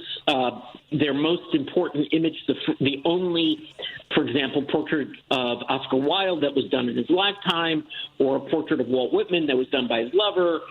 And then we go to painters and painters painting each other's portraits, so couples in which one artist painted, they painted each other. And then finally, as the exhibition continues, we go into what I think of as the most sort of original part of the exhibition, which is about changing bodies. Because one of the things that we noticed is that repeatedly in the late 19th century, images both by male and female artists tended to privilege adolescents, so much so that we were getting a little nervous that the exhibition was reinforcing old pederastic stereotypes. But then we noticed something even more astounding, which is that the very same artists who were doing all these adolescent, barely clothed youths in the 19th century were doing big, muscular men or fully mature women at the beginning of the 20th century. Now, that's the kind of issue an art historian can really sink their teeth into. And so as we began looking into this, we realized something really interesting, which is that as long as the language for homosexuality referenced, as it did originally, a third sex, neither fully male nor fully female, who becomes the sort of perfect emblem of a third sex, but the adolescent.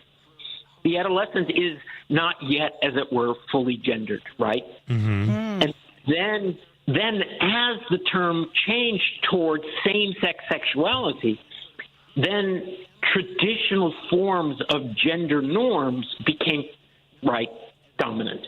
And we see bodybuilders. So the same artist who, at the beginning of this section, is painting 12-year-old boys is at the end of the section painting the most famous bodybuilders in Europe. I mean, it's all just so fascinating to see how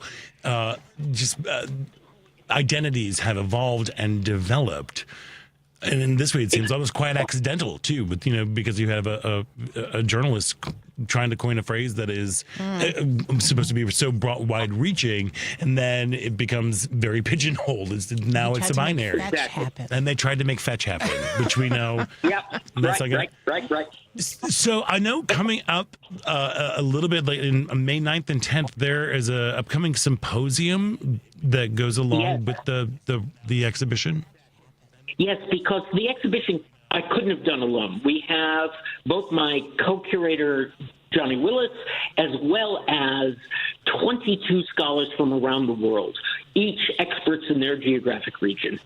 And so, to do a worldwide exhibition really requires a huge team. And I have to say that one of the things that is so unique about Wrightwood 659 is that they're willing to invest in the original scholarship to produce exhibitions unlike anything ever done before. So you mean they're investing in education? Which it's weird. It's weird. Yeah. It's so strange. And with education comes different thoughts and different viewpoints and a broadening of the scope. But that's so. And you kind of think that big encyclopedic museums. I'm not mentioning the Art Institute of Chicago, but one could say that might be an example. Would be interested in things like this, but no. It's all regional museums. But we at least have Wrightwood 659. Yeah, we do. They're to champion things. And along with this symposium, so from what countries are these folks coming in from? I just said from a lot. So literally from 80 different countries. So it's an enormous range. Lots of work from Latin America, Brazil, Colombia, Venezuela, Mexico, Chile. Lots of work from even the Middle East. We have works from Egypt and Turkey, work from all over Europe, work from Asia, China, Japan. One of the real highlights of the exhibition is a series of Chinese queer paintings that are very explicit, that were all exported from China before the Cultural Revolution, because the Cultural Revolution wiped out queer culture in China and destroyed anything that looked queer. So all these works were sent to Europe or to the United States before that moment, and we've gathered them all together. I'm gobsmacked. Yeah. Again, it is. That's really exciting.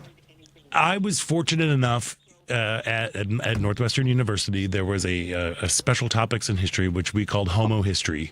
And we were able to look at the homosexuality and the journey with that identity and throughout history. And a lot of places don't do that still to these days. So this is why something like this is so important. And as you were talking about, just with those Chinese pieces of art that were destined to be demolished, it's kind of like we were talking about earlier in the show. It's like NEA's getting snippies, and they're looking not only just funding, but also about content, and that it's more important than ever to go to these events, to these exhibitions, to see living documents of history, because art is a document of a historical moment at times, and it's so wonderful.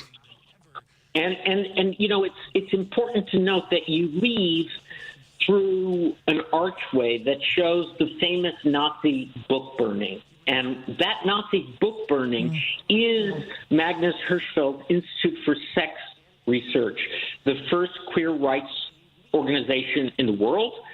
And it was the repository of a number of extremely rare, even unique works on paper about sexuality. And the very first thing the Nazis did was to destroy it, burn it. And we walk you through it to exit the exhibition because we want to make a point, right? Yeah. That it's happening again. Yeah, I've written down, I was like, how do you think this exhibition will resonate differently given the current political climate? But I think you just answered it. It's like, this is happening again, and voices are being silenced. History is being selectively erased, which is why it is so important and vital to seek out these experiences. And so just please run, don't walk to the first homosexuals, the birth of a new identity, 1869 to 1939. It's now open at Wrightwood 659 through July 26th. There's also a film series that's going to be happening in June. Like, there's always additional supplemental materials to go on with the exhibition. So for info and for tickets, go to Wrightwood659.org. Jonathan Katz, thank you, for taking time out to join us today. It's always just fascinating to hear about the historical perspective, and thank you so much for helping bring this exhibition to Chicago and to the world. My pleasure. My pleasure. Thank you so much for having me. Thank you. Seeing it. All right, we have got to take a quick break, and when we come back, it is the final thrilling show-stopping moments about Chicago right here on WCPT. The Lightning Strike Radio Show. Trump Plaza Hotel and Casino, Trump Castle Hotel, Trump Plaza Hotel, 1992. All filed for bankruptcy within a year. Trump Hey, Mohammed, a quick question. Mohammed. 2004. Hang on 1 second, Ken. Let me get my rant out, and then you can join us. No, I understand. Trump Entertainment Resorts, 2009. Wait, how does somebody the casino industry further bankruptcies? Now, Ken, your turn. I'm saying, how does somebody bankrupt a casino? Sundays at 9 a.m. on WCPT 820 a.m. WCPT 20th Anniversary Replay 2017. Let me ask JB Pritzker a few questions here. JB, thanks so much for stopping by. It's the first time you've been on the show. Thanks for having me. How come you've not been a part of this fight for the last 4 years? First of all, I have, and I've been a Democrat my entire life and a progressive. Just to give you some sense of history anyway, my parents were both social and economic justice advocates, and that's kind of the environment in which I grew up, and my faith teaches us that. And so I've been engaged in that really my entire life. For the last number of years, and I tell people that, I have the most experience of any candidate that's running for governor advancing progressive issues. And it doesn't just go back 4 years, it goes back more like 40 years. And so, from knocking on doors as a kid for progressive candidates, and there's no candidate running for governor that did more to try to defeat Donald Trump last year than I did. You're listening to WCPT 820 because facts matter. You're listening to WCPT 820 because facts matter.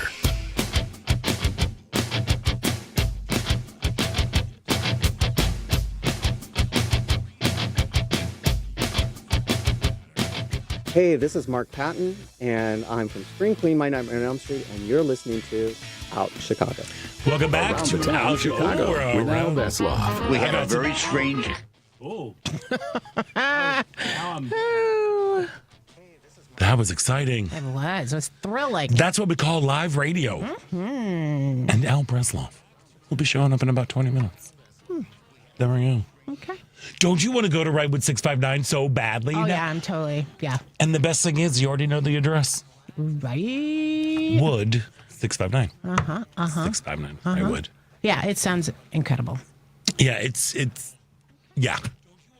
You'll love it. It's amazing. But you haven't seen the exhibit yet. I haven't seen this iteration. Yeah. Oh, okay. I'm trying to remember which one. I think I have. Mm-hmm. No, that was about the AIDS epidemic. I do. Yeah, I don't think I have seen this one. So, but I'm definitely getting tickets to go. Yeah. And it's really is like it's kind of like a little hidden treasure. Yeah. This thing, because it's literally right in the middle of a neighborhood. Right. It's like on a side street, on a side residential. It's not on like a north-south. It's an east-west street. Love it. You're like there, and then it's 4 levels, I think maybe, or 5. Oh, wow. It's stunning. And they always have such incredible exhibitions and all the scholarship that goes along with it. Holy cow. Telling you, education is important. It is important. Meh. I don't know. It just has Jessica Lange in Godzilla.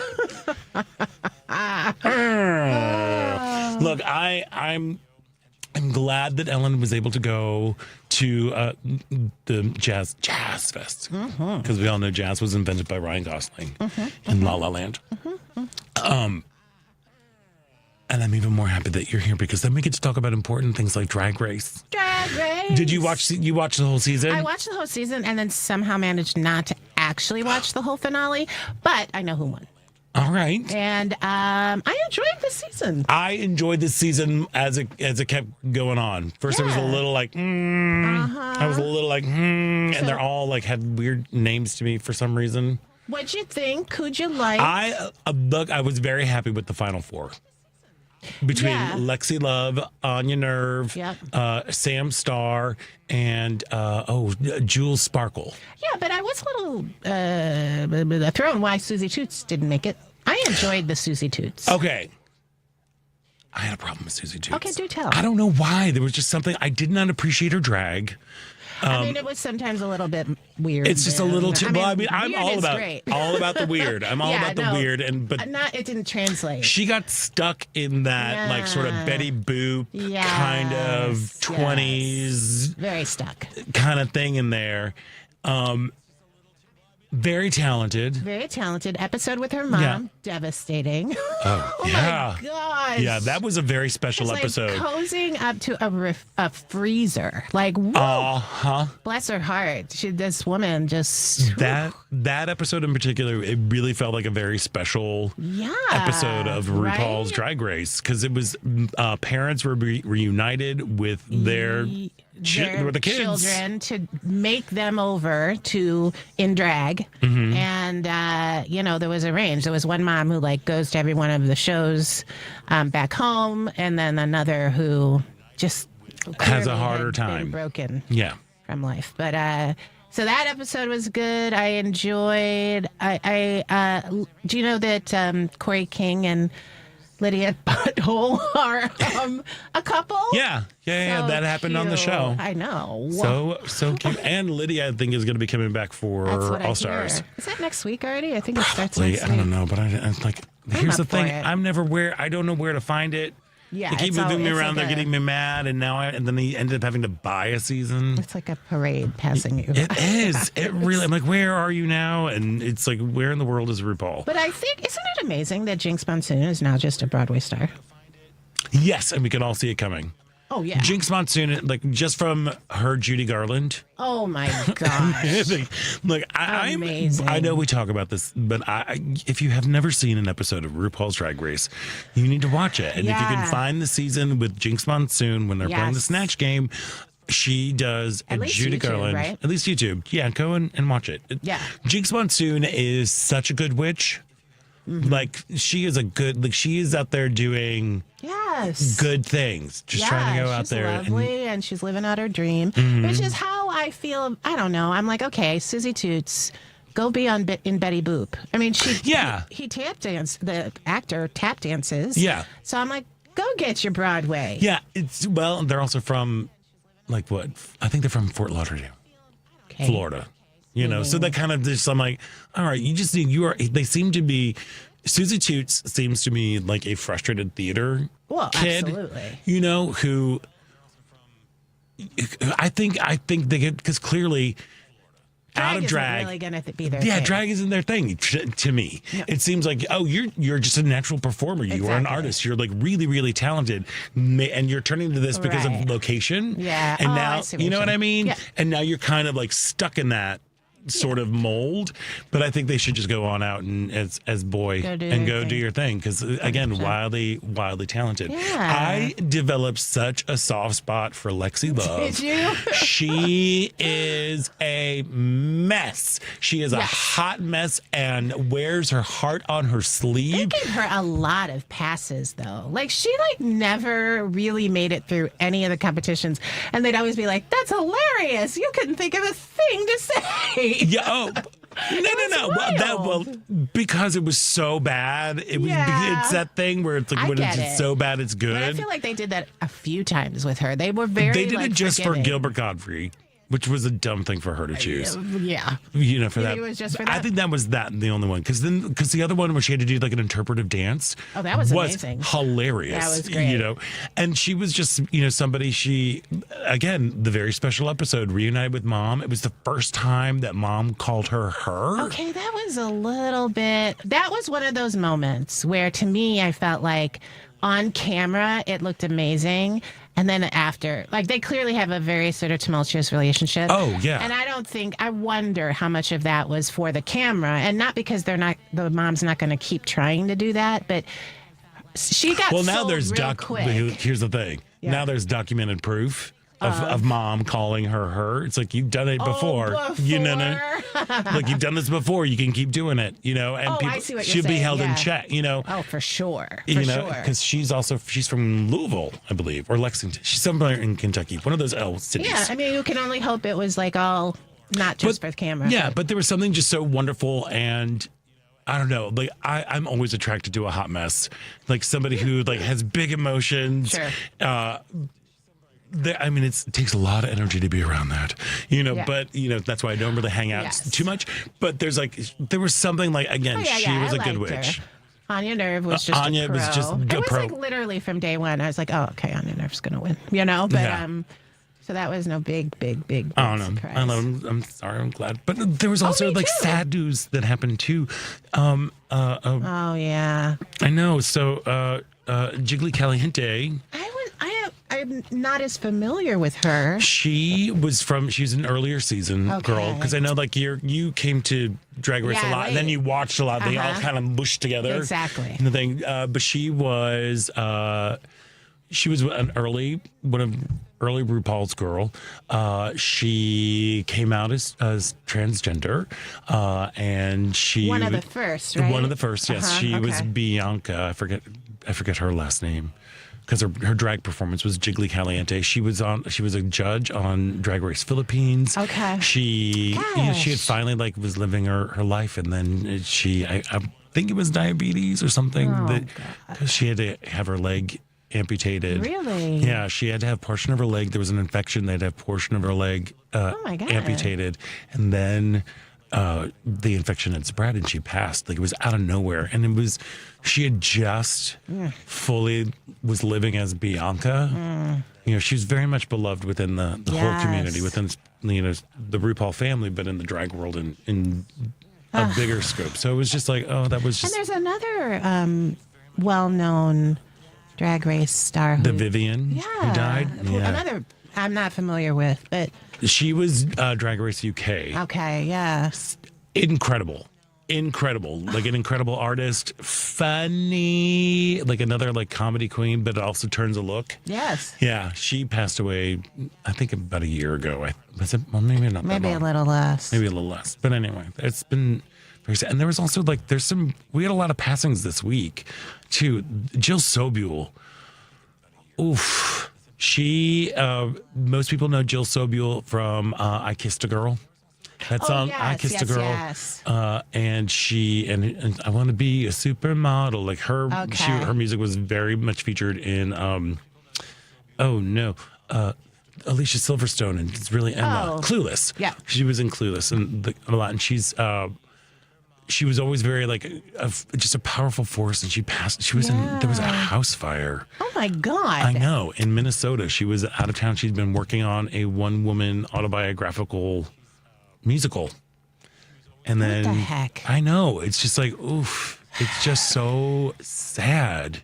Yeah. But she was really she was a lot of first kids queer awakenings in the 90s from that whole I Kissed a Girl song. Wait, so she wrote I Kissed a Girl. She wrote and performed it. Oh, and then Katy Perry. No, not I kissed the girl and I lay okay, I don't know. No, she's the like, song. I kissed the girl. It was just like kissing me. It's a little bit more quirky. Okay. And she didn't do the Katy Perry thing. Way for Katy Perry to steal a title. Right. And then queerbait. Woo! Yeah. And when that show, have you been, look, politics are gone. We are refining our joy by talking filth Yeah, we are. right now. The internet has been ruthless with Katy Perry They've been ruthless. and her tour.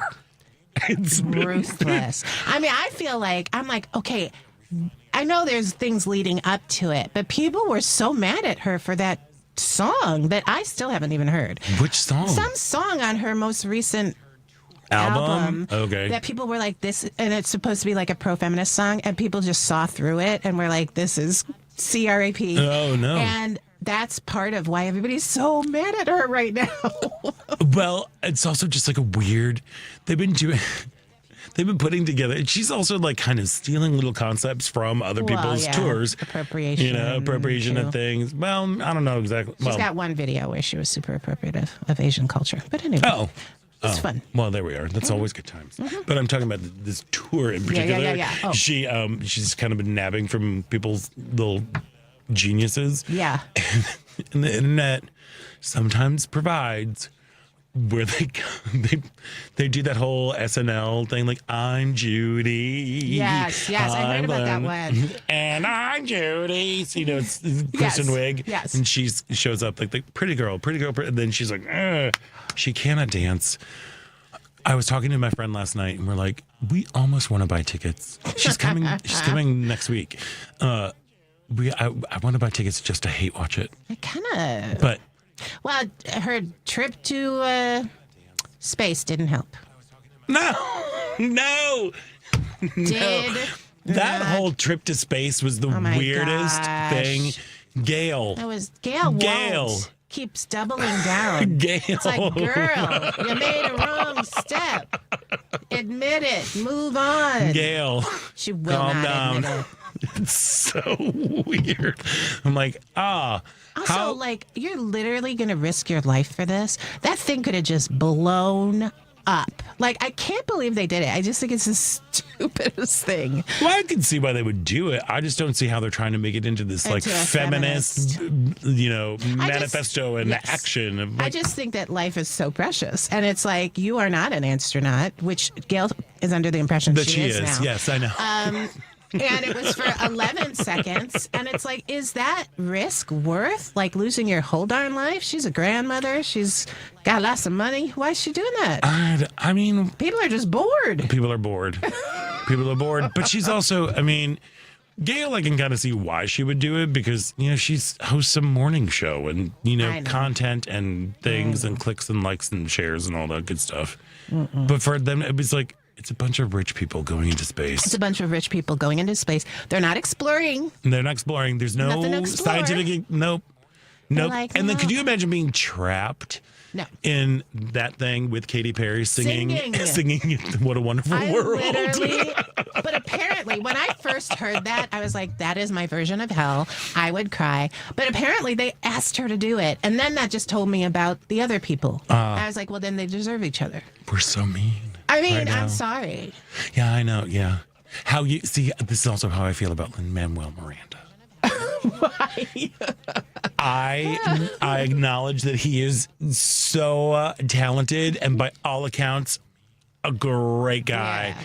There is something about him. Like, my nightmare is to be trapped in an elevator with Lin-Manuel Miranda because if we were stuck in there would be so much direct eye contact and a lot of sincere freestyling, and I would be like, stop, Lin-Manuel Miranda, stop. I mean, I get it, and I had a little bit of that for a while. He's gone away long enough now that I'm like, okay. Then I'm okay. Go write your Disney music. That's fine. Go watch your Disney, write your Disney music. Be as rich as rich can be. Yeah, just go make that Disney dollars. But that was like, okay. I mean, at least it gave people something to trash, which culturally we do need. And it's best if it's easy marks. There we are. But I pick one of the most beloved stars of Broadway to do that. Right, exactly. Of the Broadway. But also, when I'd be very remiss too. We also lost Ruth Buzzy this week. Younger generations, if you don't know who Ruth Buzzy is, you gotta go look at Laugh-In. Yes. In fact, just that'll do your soul good. Just go look at Laugh-In to talk about this is a cultural moment. Yeah. It was a big cultural touchstone. She was 88 and she lost her battle with Alzheimer's, so when that also hits a little close to the bone for me, but she she was a workhorse her entire life, but she's most remembered for her crazy characters on Laugh-In. Yes. Especially that one nice little old lady who had the hairnet on with the knot I can see it now. right in the middle of her I wonder who forehead. that was based on. I bet Probably you. somebody. Somebody in her life. Yeah, right? yeah, who would beat the crap out of people with that purse. Yeah. It was great. But, we should be thankful for the time that we have had with these people. Yeah. We are. Yeah. Yeah. And each other. And each other. Let's hold hands. It's like Hands Across Hands America. across the... Oh, gosh. What was the song for that? Hands across America. That was not it. Yeah, it was. Really? Yes, it was a bad song. It was not We Are the World. Hands Across America was also weird because there were people who kept trying to run back and forth between the stretches where they weren't able to get people to hold hands across America. Oh my! So they kind of treated it like a relay race going back and forth. That was so 80s. It was so 80s. Do you remember having to look for And them? now go watch Us. Because they didn't do that enough. Yes, that's the whole Hands Across America is behind. Do you remember Us. Us. Oh yeah. I thought you meant the This Is scary Us. movie? No, the Or scary. The Last of Us. There's a lot of titles There's a lot, with Us. but this one's just Us. Yes, I do remember that. There we are, and someone's telling us to wrap it up. There we are. Well, I want to thank all of our guests, Jalen C. Crump and Jonathan Katz. Devin, thank you for everything you do today, and thank you for everything you did yesterday. Henry, thank you so much. You're being amazing back there. Tanya Richard, always a pleasure. Thank you. I always have fun. Honor. Me too. There we are. Me and too. don't forget to sign up for the workshop on. Yeah, see you on Zoom Wednesday. See you on Zoom on Wednesday. Ellen Miller will be back next week, and I'm Scott Duff. And until next week, stay proud.